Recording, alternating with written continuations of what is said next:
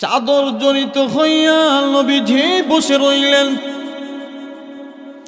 আম্মা জান খাদিজাতুল কুবরা রাদিয়াল্লাহু তাআলা আনহা বলেন, স্বামী আমার কি হইছে, কেন এত ভয় পাইলেন, কারণটা কি একটু আমার কাছে বলেন। আল্লাহর নবী বিশ্ব নবী রাহমাতুল লিল আলামিন বলেন, খাদিজা আমি যখন গাড়ে হেড়াই বসে থাকি, হঠাৎ করে তাকায়া দেখি আসমান এবং জমিনের মধ্যখানে কে যেন বিশাল আকৃতির লোক নূরের মিম্বরে বসে বসে আমাকে ডাকে, ইয়া মুহাম্মদ, ইয়া মুহাম্মদ। আমি তো ভয় পেয়ে গেছি। আম্মা জান খাদিজাতুল কুবরা রাদিয়াল্লাহু তাআলা আনহা বলেন, স্বামী আমার আপনার বয়স যখন 25 বছর, আমার বয়স তখন ছিল 40 বছর। স্বামী আমার 25 বছরের যুবককে আমি 40 বছরের মহিলা বিবাহ করেছি। এর আগে আপনার সম্পর্কে আমি জেনেছি, শুনেছি আপনি কোনো খারাপ লোক না, শয়তান আপনাকে কোনোদিন ভয় দেখাইতে পারে না, জিন্নাত আপনাকে ভয় দেখাইতে পারে না। স্বামী আমার মনে হয় গো যে আপনাকে ইয়া মুহাম্মদ, ইয়া মুহাম্মদ বলে বারবার ডাকে, ওই লোকটা আল্লাহ প্রদত্ত কোনো ফেরেশতা হবে। আপনি বলিয়েন, কে গো আমাকে বারবার প্রতিদিন ডাকো, কি বলতে চাও আমার সামনে এসে বলো। নবীজি এর পরের দিন গাড়ে হেরার ভিতরে চলে গেলেন। হঠাৎ করে তাকায় দেখে ওই লোকটা বাট আসমান এবং জমিনের মধ্যখানে বসিয়া নূরের মিম্বরে বসে বসে ডাকতেছে, ইয়া মুহাম্মদ, ইয়া মুহাম্মদ। আল্লাহর নবী ডাক দিয়া বলেন, কে রে এভাবে বারবার আমাকে ডাকো, কি বলতে চাও আমার সামনে এসো, সামনে এসো। হযরত জিবরাইল আলাইহিস সালাতু ওয়াস সালাম আল্লাহ নবীর সামনে এসে হাজির হয়ে গেলেন। আচ্ছা বলেন, ওগো মুহাম্মদ, আমি দুনিয়ার কোনো মানুষ নয়, আমি জিন্নাত না, আমি আল্লাহর প্রেরিত দূত জিবরাইল আলাইহিস সালাম। আল্লাহর নবী বলেন, জিবরাইল কি বলতে চাও, এভাবে কেন বারবার ডাকো?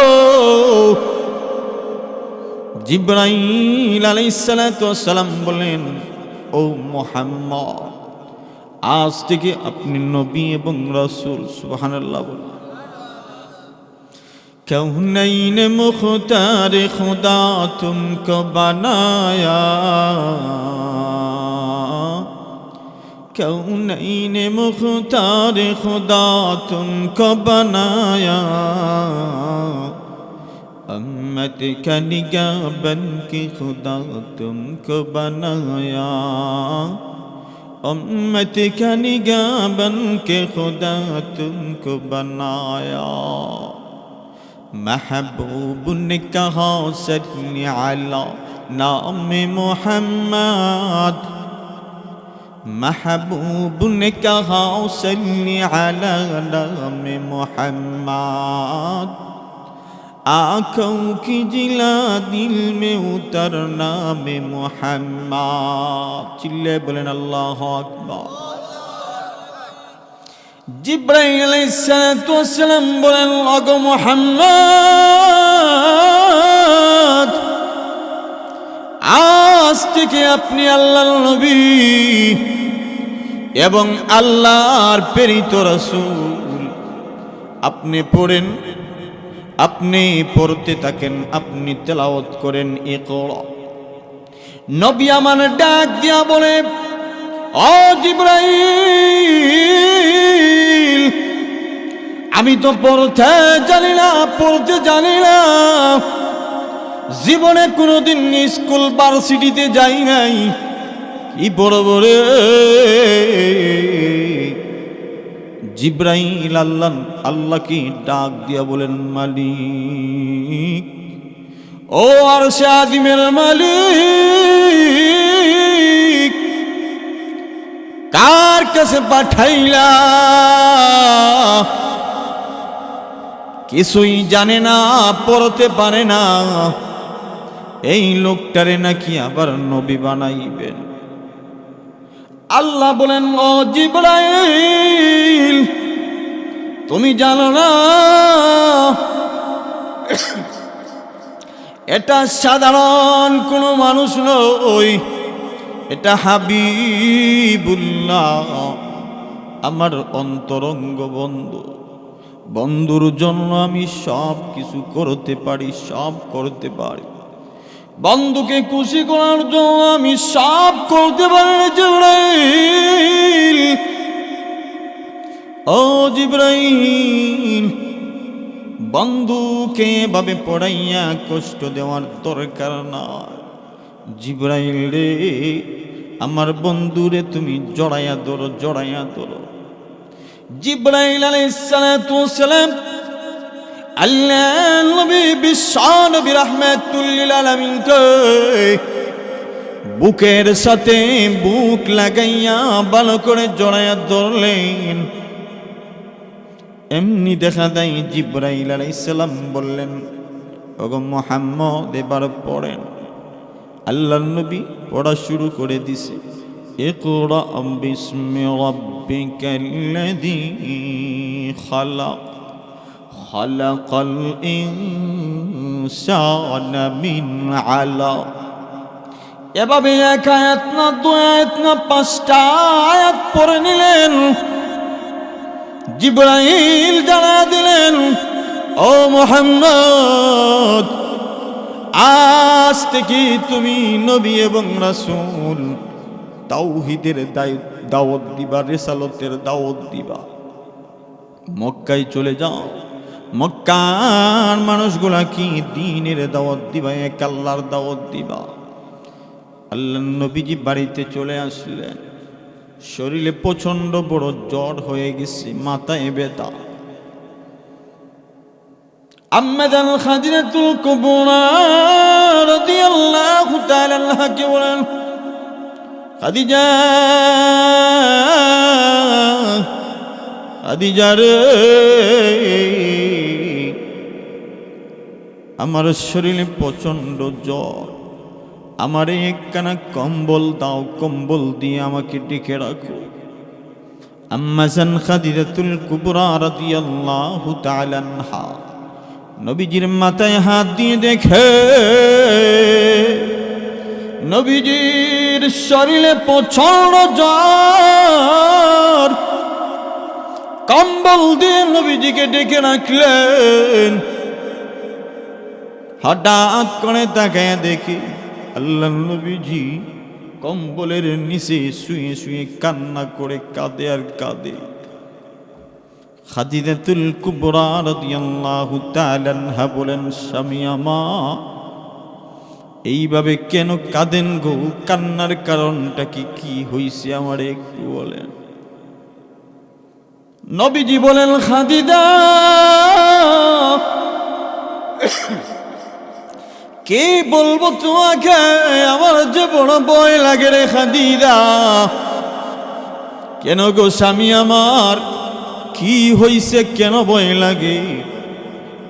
রাসূল সাল্লাল্লাহু আলাইহি সাল্লাম বলেন, খাদিজা, তুমি তো আমাকে 25 বছরের যুবক, 40 বছরের মহিলা বিবাহ করেছ। এখন আমার বয়স প্রায় 40 হয়ে গেছে, তোমার বয়স প্রায় 70-75 হয়ে গেছে। খাদিজা, তুমি তো আমি মুহাম্মদকে ভালো করেছিল। খাদিজা, আমি কি কোনোদিন মিথ্যা কথা তোমার কাছে বলেছি? নবীজি মিথ্যা বলতেননি। ঘুমায় গেছেন। আরো জোরে নবী আমার ডাক দিয়া বলেন, খাদিজা, তোমার স্বামী কেমন তুমি তো ভালো করে জানো রে। খাদিজা, তুমি বলো, আমি কি কোনোদিন তোমার সাথে মিথ্যা কথা বলেছি? খাদিজাতুল কুবরা রাদিয়াল্লাহু তাআলা আনহা বলেন, স্বামী আমার, দীর্ঘদিনের সম্পর্ক, অনেক দিন আপনার সাথে আমি ঘর সংসার করেছি, আপনি কোনোদিন মিথ্যা কথা বলেন নাই গো।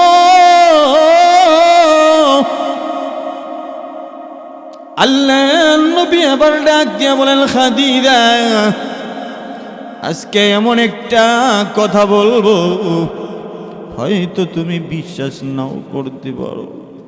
খাদিজা রে, আমার যে বড় ভয় লাগে।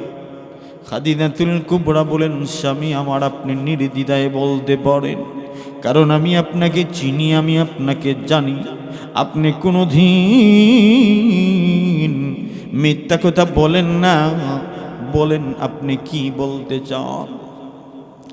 আল্লাহর নবী বিশ্ব নবী রাহমাতুল লিল আলামিন ডাক দিয়া বলেন, খাদিজা রে, স্বামী হইয়া তোমার কাছে যদি আমি একটা কথা বলি রে, আর স্ত্রী হইয়া যদি আমার কথাটা অমান্য করো, তাহলে স্বামীর জন্য এর চাইতে লজ্জার আর কি বিষয় হইতে পারে? খাদিজা, আমি বলতে চাই গো, আজ জিবরাইল আলাইহিস সালাতু ওয়াস সালাম আমার সামনে এসেছিলেন, আমাকে নবুয়তি দান করছেন আল্লাহ, আমাকে নবী এবং রাসূল বানাইছেন। সুবহানাল্লাহ। আজ থেকে আমি নবী এবং রাসূল। খাদিজাতুল কুবরা রাদিয়াল্লাহু তাআলা আনহা বলেন, স্বামী আমার, আমি জানি আপনি একদিন নবী রাসূল হইবেন, এটা আমার বিশ্বাস। এই জন্যই আগের স্বামীগুলারে তালাক দিয়া আপনার কাছে চলে এসেছি গো। আমার সম্পূর্ণ সম্পদ আপনার পিছনে ব্যয় করেছি। স্বামী আমার, এখনো কোনো মানুষ পৃথিবীর জমিনে মুসলমান হয় নাই। সর্বপ্রথম আমি খাদিজা, আর দেরি করতে চাই না, এই মুহূর্তে কালেমা পড়াইয়া মুসলমান বানায়া দিন। সুবহানাল্লাহ। আম্মাদাল খাদিজাতুল কুবরা রাদিয়াল্লাহু তাআলা আনহা মুসলমান হয়ে গেলেন। অসুবিধা হইতেছে? বসবেন না বাদ দিয়ে দিন? চলবো?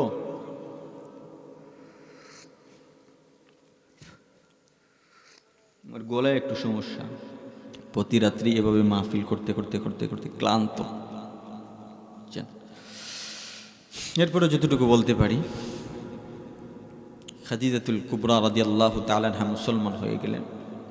এবার নবীজি মক্কার অলিতে গলিতে দিনের দাওয়াত দেওয়া শুরু করলেন। মক্কার অলিতে গলিতে যখন দিনের দাওয়াত দেন,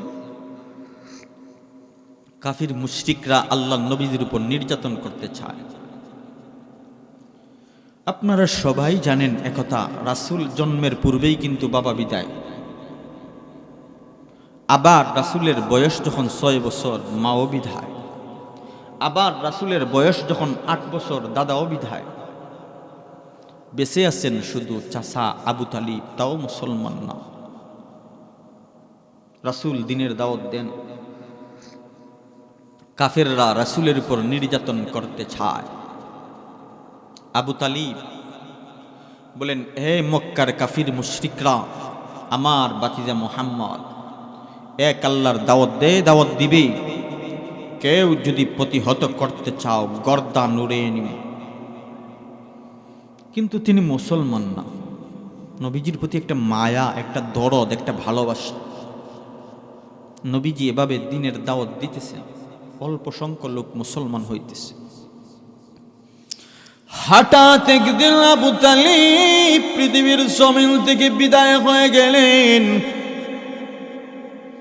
আবু তালিব যখন পৃথিবীর জমিন থেকে বিদায় হয়ে গেছে, নবীজি এবার মক্কার জমিনে যখন দ্বীনের দাওয়াত দেয়, দেখা যায় নবীর উপরে নির্যাতনের স্টিম রুলার কাফিররা চালায়া দে। যারা মুসলমান হয়েছে তারাও নির্যাতিত হয়, নবীও নির্যাতিত হয়। নবীজি দ্বীনের দাওয়াত দিয়া বাড়িতে যখন চলে যায়, খাদিজাতুল কুবরা রাদিয়াল্লাহু তাআলা আনহা নবীজিকে সান্ত্বনা দেন। দ্বীনের দাওয়াত দিয়া নবীজি রাত 1টা 2টা 3টায় বাড়িতে যায়। দরজায় শুধু গিয়ে বলেন, সালাম দিয়ে বলেন, খাদিজা। এই কথাটা বলা মাত্র একটা সেকেন্ড দেরি হয় না, খাদিজাতুল কুবরা রাদিয়াল্লাহু তাআলা আনহা সঙ্গে সঙ্গে দরজা খুলে দেন। নবী আমার ঘরে প্রবেশ করেন। নবীজি ডাক দিয়া বলেন, খাদিজা তুমি কি ঘুমাও না? খাদিজাতুল কুবরা রাদিয়াল্লাহু তাআলা আনহা বলেন, স্বামী আমার, আপনি দ্বীনের দাওয়াত দেন, আপনি আল্লাহর রাসূল, আপনার এই বাহিরে রাইখা আমি খাদিজা কেমন করে ঘুমাই গো? আমি যদি ঘুমায়া যাই, আপনি সে দরজায় ডাক দিলে আপনার কষ্ট হইবে, এই জন্য আমি ঘুমাই না। আল্লাহর নবীজি এভাবে দ্বীনের দাওয়াত দেন। হঠাৎ একদিন দ্বীনের দাওয়াত দিয়া নবীজি ঘরে আসলেন। আচ্ছা দেখেন, খাদিজাতুল কুবরা রাদিয়াল্লাহু তাআলা আনহা চোখের পানি ছেড়ে দিয়ে কাঁদে। আল্লাহর নবীজি বলেন, খাদিজা কেন কাঁদো? কান্নার কারণটা কি রে খাদিজা? খাদিজাতুল কুবরা রাদিয়াল্লাহু তাআলা আনহা বলেন, স্বামী আমার মনে হয় আমি আর এই পৃথিবীতে বাঁচব না, আমি মরে যাও। আল্লাহর নবী বলেন, খাদিজা বলো কি, তুমি যদি পৃথিবীতে মরে যাও, দ্বীনের দাওয়াত দিয়া বাসায় আসলে কে আমাকে সান্ত্বনা দিবে? কে আমাকে আদর যত্ন করবে, ভালোবাসা দিবে? খাদিজা রে, না তুমি মরতে পারো না। খাদিজাতুল কুবরা রাদিয়াল্লাহু তাআলা আনহা বলেন, স্বামী আমার, নির্ঘাত আমি পৃথিবী থেকে বিদায় হয়ে যাব।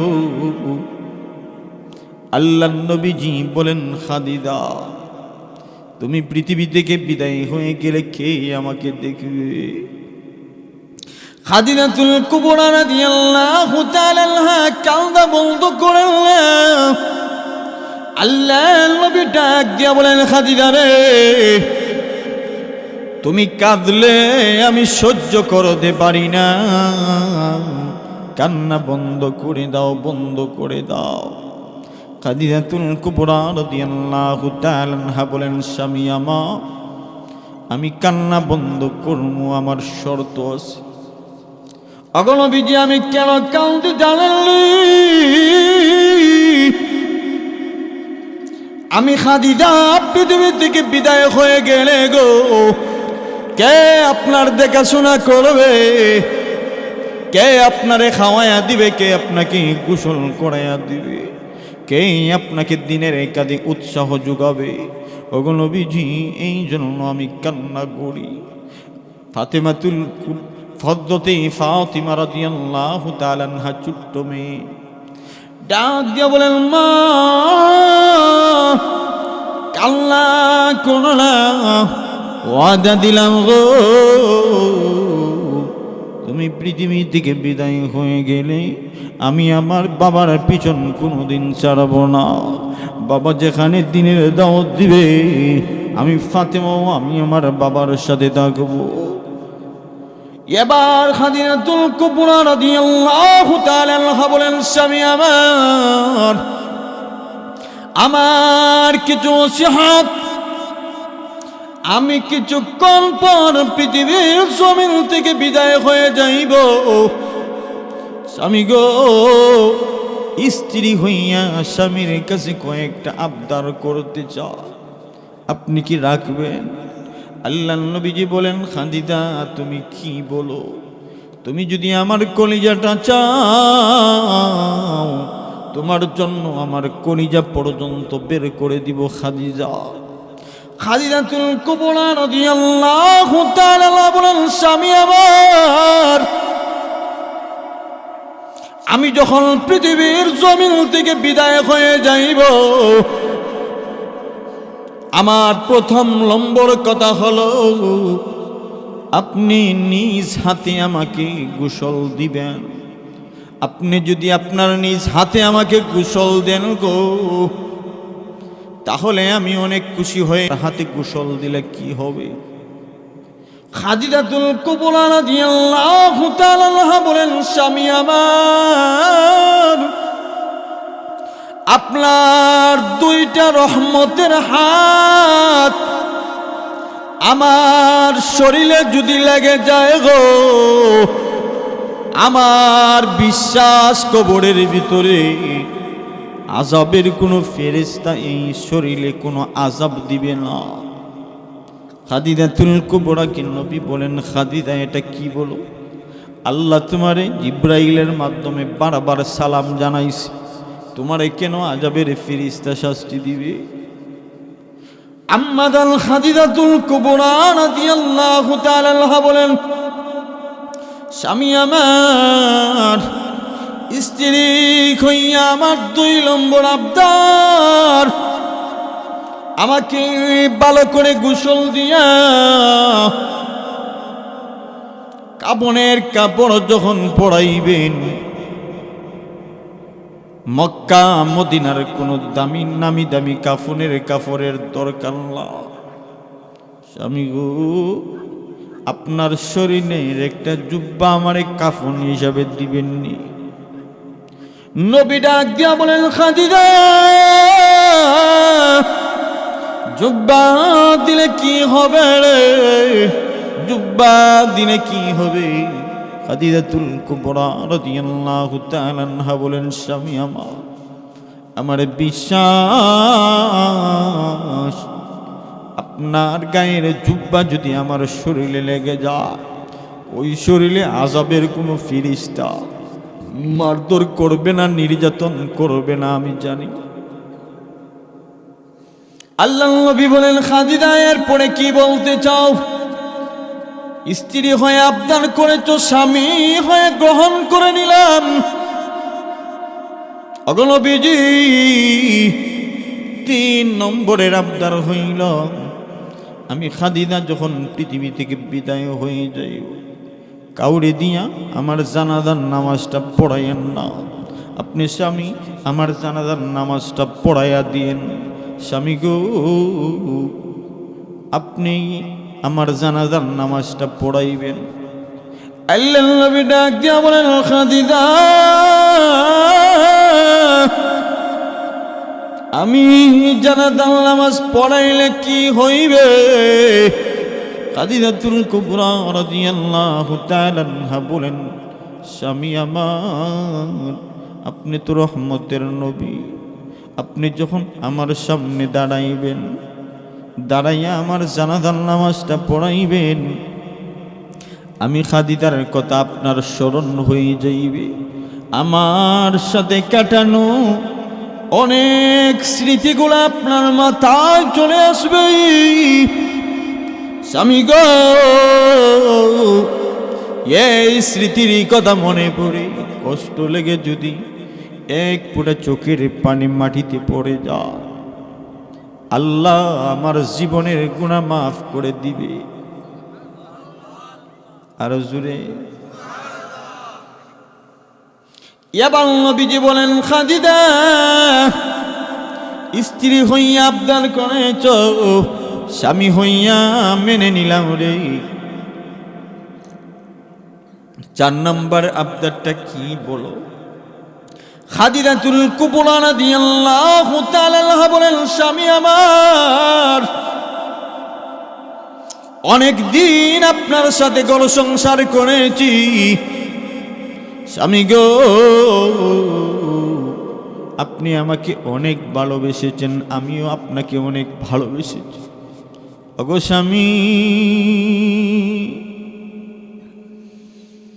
জীবনের শেষ বিদায়টা যখন আমাকে কবরের ভিতরে রাখবেন, ওই কবরের ভিতরে আপনি নিজ হাতে আমাকে একটু কুলে করে রেখে দিয়েন। স্বামী গো, আপনি যদি রহমতের হাতে উঠায়া কবরে আমারে রাখেন, আমার বিশ্বাস কবরের মাটি আমারে চাপ দিবে না। আপনিই তো বলেছেন কবরের মাটি মানুষকে চাপ দিবে গো, এক পাজরের হার আর এক পাজরে ঢুকে যাইবে। স্বামী আমার, আপনার হাতটা যদি আমার কবরে, যদি আপনার হাত দিয়ে আমি খাদিজারে রাখি, কবরের মাটি চাপ দিবে না, চাপ দিবে না, চাপ দিবে না। নবী বলেন, স্ত্রী হইয়া আবদার করেছ, স্বামী হইয়া মেনে নিলাম। 5 নম্বরের কি আবদার এবার বলো?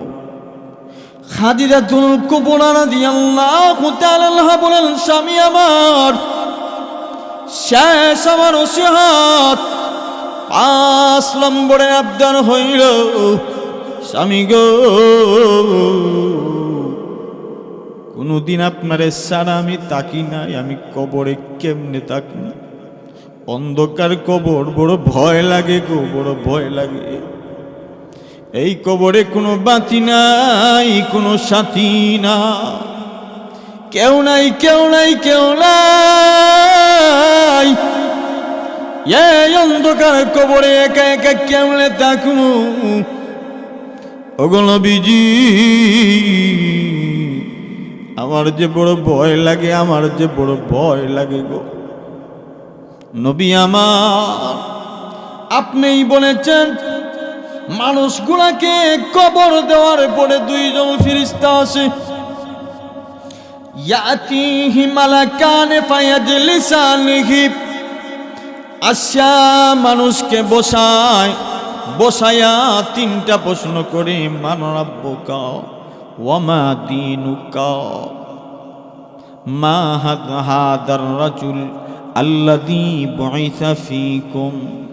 এভাবে 3টা প্রশ্ন করে, ওগো নবীজি, আমি যদি কবরের প্রশ্নের উত্তরগুলা ভুলে যাই, আমার যে বড় ভয় লাগে গো।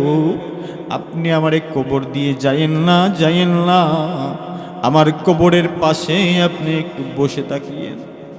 ফেরেশতারা যখন এসে আমাকে প্রশ্ন করবে গো স্বামী,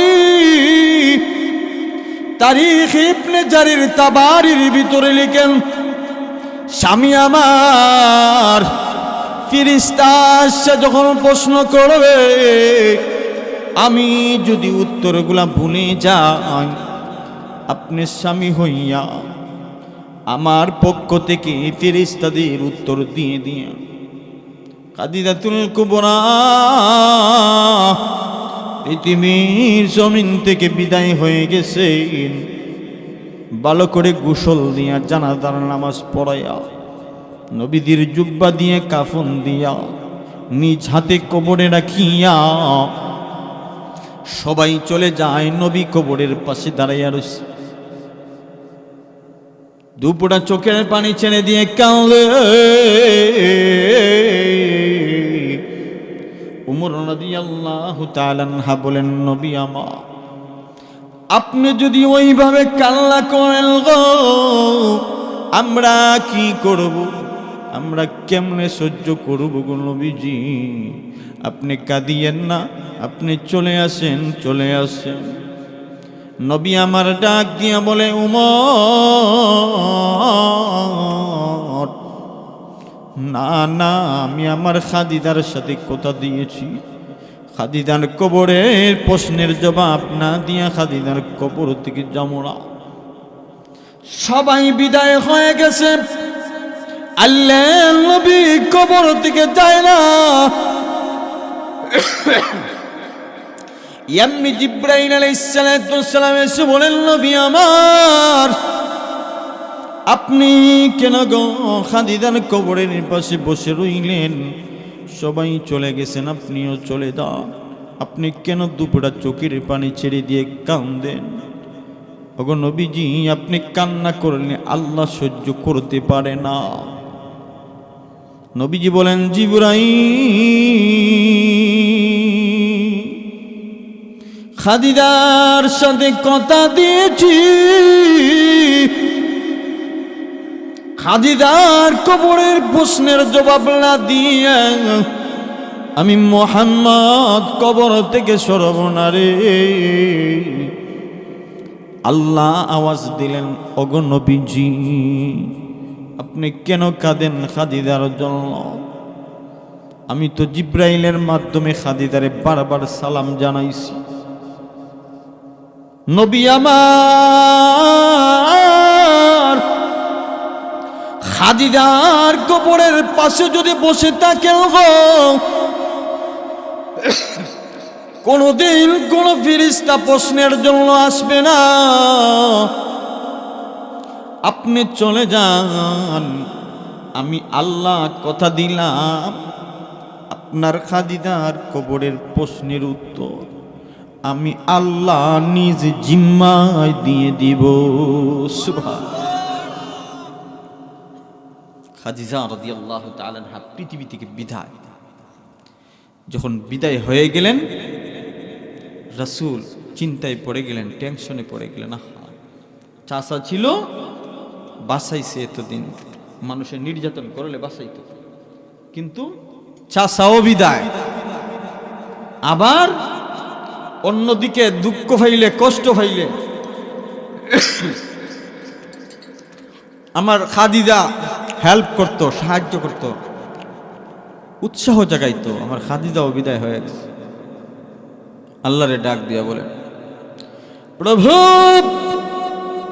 আপনি না বলেছেন ওয়ারাফা'না লাকা যিকরাক, আমার সম্মান, আমার মান মর্যাদা আল্লাহ দুনিয়াতে বাড়াইয়া দিস।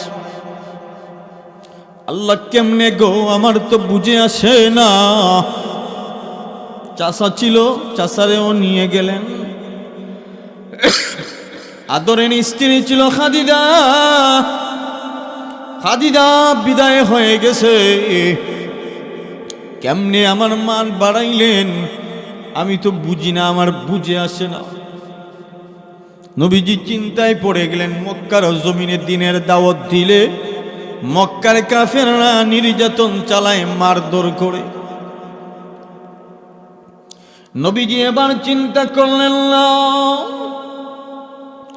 মক্কায় থাকা যাবে না, নানার বাড়িতে চলে যাই, যেখানে ছোট থেকে আমি বড় হয়েছি, তায়েফে চলে যায়। হয়তো তায়েফের মানুষ আমাকে মারবে না, আমাকে ভালোবাসা দিয়ে তাদের কুলে উঠায় নিবে। আল্লাহর নবীজি তায়েফের দিকে রওনা হয়ে গেছে।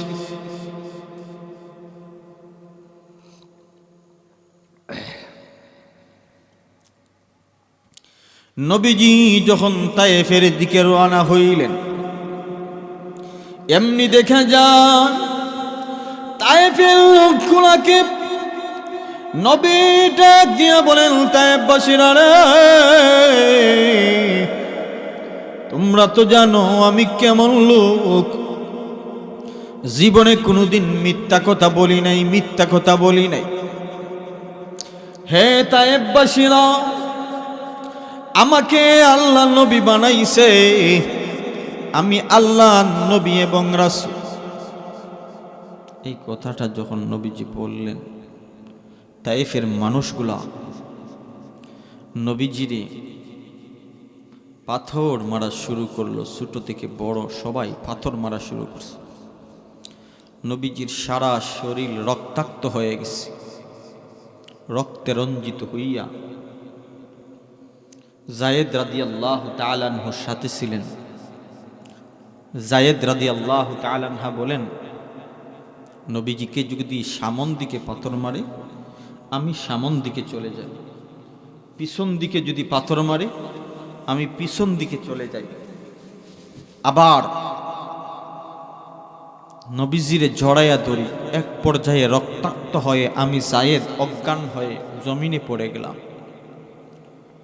নবীজির শরীরে বৃষ্টির মতো পাথর পড়তেছে ঝাঁকে ঝাঁকে, মাথা থেকে পা পর্যন্ত রক্তে রঞ্জিত হইয়া তায়েফের জমিন, সারা শরীরে নবীজির রক্ত আর রক্ত।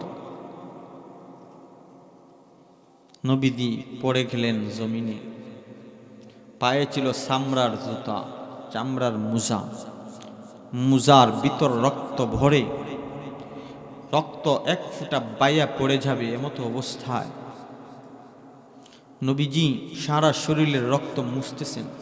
মুছতে মুছতে কাফরে আর লয় না, কাফর ভিজতে ভিজতে শেষ।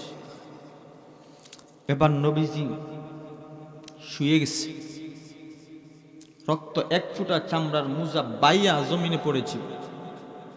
এর মাঝে আল্লাহ ডাক দিছে, হে জিবরাইল তুমি কোথায়? জিবরাইল বলে, প্রভু গো আমি তো 7 আসমানের উপরে জান্নাতে পড়ি, শেষ সীমানায় সিদরাতুল মুনতাহায় আছি, বড়ই গাছের নিচে। আল্লাহর নবী বলেন, আল্লাহ বলেন, ও জিবরাইল দেরি করা যাবে না, তাড়াতাড়ি তায়েফের ময়দানে চলে যাও। নবীজির পা থেকে রক্তের ফোঁটা ছুটে গেছে, চোখের পলকেই পড়ে যাবে সেকেন্ডের ভিতরে। তায়েফের মাটিতে যদি রক্তের ফোঁটা পড়ে যায়, তায়েফের জমিনে ভূমিকম্প শুরু হয়ে যাবে, তামাম পৃথিবী আমি আল্লাহ ধ্বংস করে দিব, কিয়ামত ঘটায়া লাইব। জিব্রাইল ডাক দিয়া বলে, প্রভু এত দূর সিদরাতুল মুনতাহা, নবী আমার তায়েফে আছেন, এত দূর হাজার হাজার মাইলের রাস্তা, কোটি কোটি মাইলের রাস্তা, কেমনে যাই গো? এর মাঝে রক্তের ফোঁটা আবার পায়ের মোজা থেকে ছুটে গেছে, 1 সেকেন্ডের ভিতরেই পড়ে যাবে। আল্লাহ বলেন, জিবরাইল কথা বাড়ানোর সময় নাই, তাড়াতাড়ি যাও। যদি রক্তের ফোঁটা জমিনে পড়ে যায়, তুমি জিবরাইল রক্ষা পাইবা না, কিয়ামত ঘটায়া লাইব। জিবরাইল আলাইহিস সালাম 600 নূরের পাখা লইয়া একসাথে টান দিয়ে তায়েফের জমিনে এসে দেখে রক্তের ফোঁটা জমিনে লেগে যায়, 1 চুল পরিমাণ জায়গা বাকি আছে।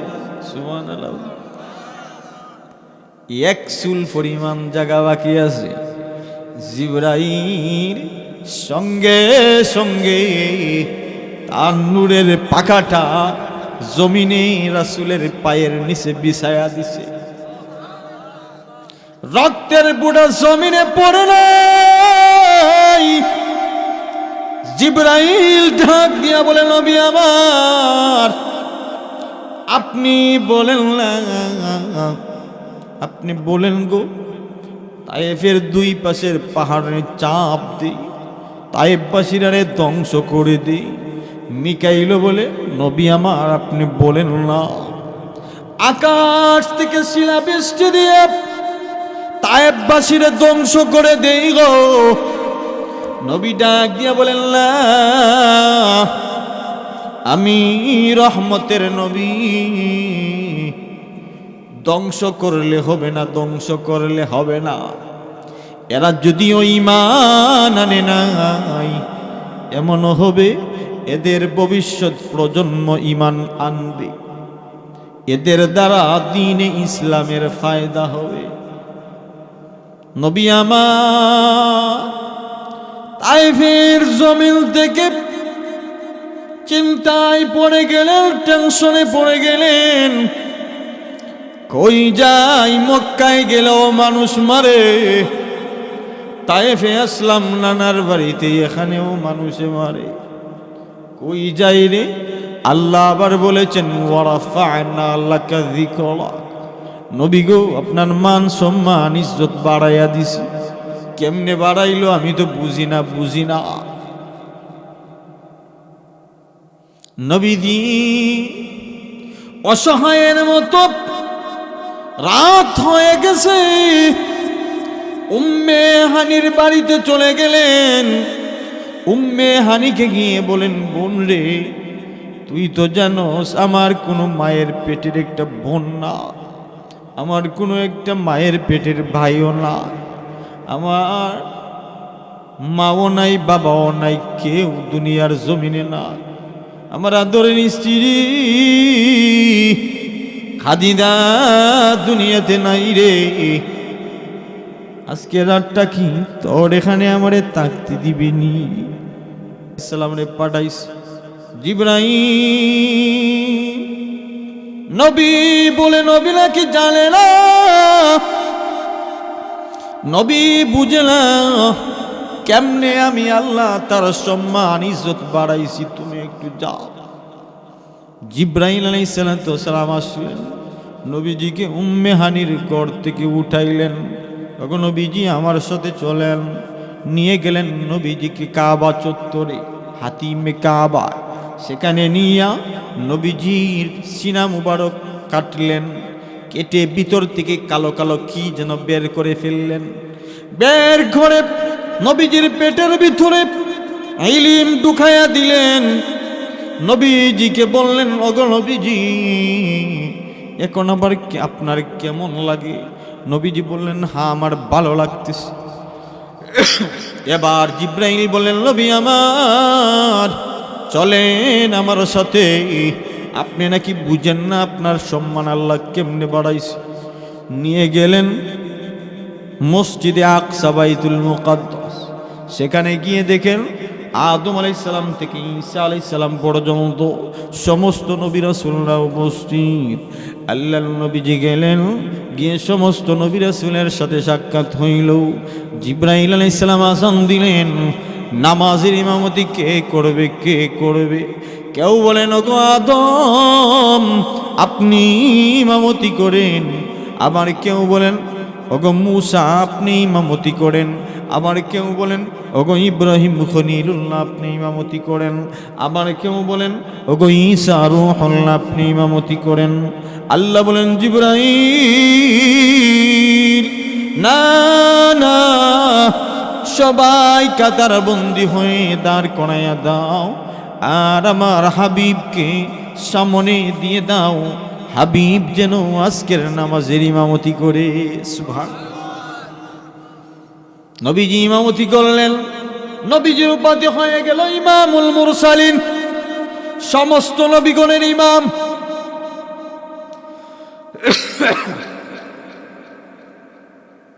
নবীজি যখন ইমামতি করলেন, এবার জিবরাইল আলাইহিস সালাম বললেন, নবী গো এবার কি বুঝতে পারছেন আপনার মান সম্মান আল্লাহ দিছেননি?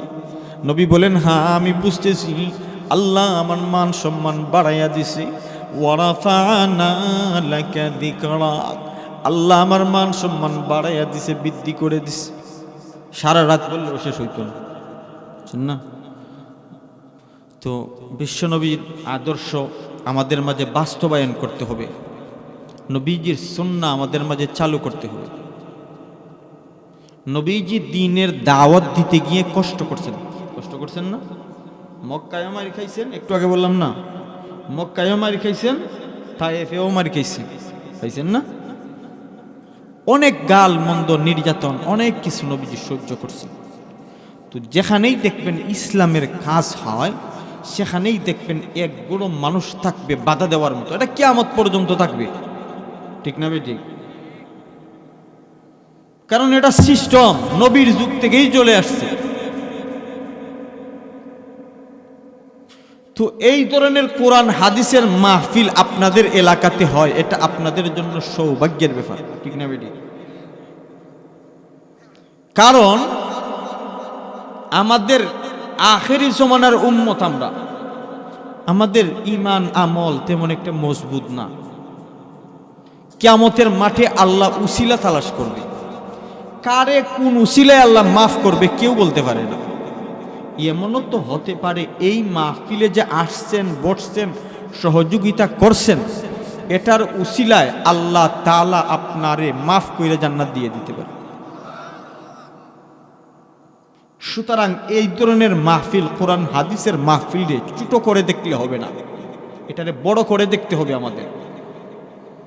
সারা জীবন তো গুনার কাজ করলামই, কার কখন কোথায় কিভাবে মরণ হয় কেউ জানি না, কিন্তু এই মাহফিলটা সদকায়ে জারিয়া। এই মাহফিলে যদি আপনি সাহায্য করেন, সহযোগিতা করেন, যেভাবেই হোক, কেউ কথা দিয়া, কেউ শ্রম দিয়া, কেউ বুদ্ধি দিয়া, কেউ টাকা দিয়া, যেভাবে পারেন সাহায্য সহযোগিতা করেন, এটারে কিয়ামতের দিন আল্লাহ উহুদ পাহাড় সমতুল্য নেকি বানাই আপনার আমলনামায় দিব। তখন আপনি বলবেন, আল্লাহ আমি তো এই ধরনের নেকি করি নাই, কই থেকে আসলো? তখন আল্লাহ বলবো, ওই যে ইসলাহুল উম্মাহ সিরাত মাহফিল, আমার নবীজির সিরাত নিয়ে আলোচনা হইতো মাহফিলে, সিরাত মাহফিল সাহায্য সহযোগিতা করছিলাম, ওই সাহায্য সহযোগিতাটারে আমি কিয়ামত পর্যন্ত নিজ জিম্মায় লালন পালন করিয়া আজ উহুদ পাহাড়ের মতো বড় নেকি বানাইয়া তোমার মিজানের পাল্লায় দিয়া, তোমারে মাফ কোরআনির বেহেশত ব্যবস্থা করে দিয়া বেহেশত পর্যন্ত পৌঁছাইয়া দিলাম। সুবহানাল্লাহ। এই মাহফিল চিরদিন কিয়ামত পর্যন্ত জারি থাকতো। সবাই মত আছেন? রাজি আছেন? শুধু রাজি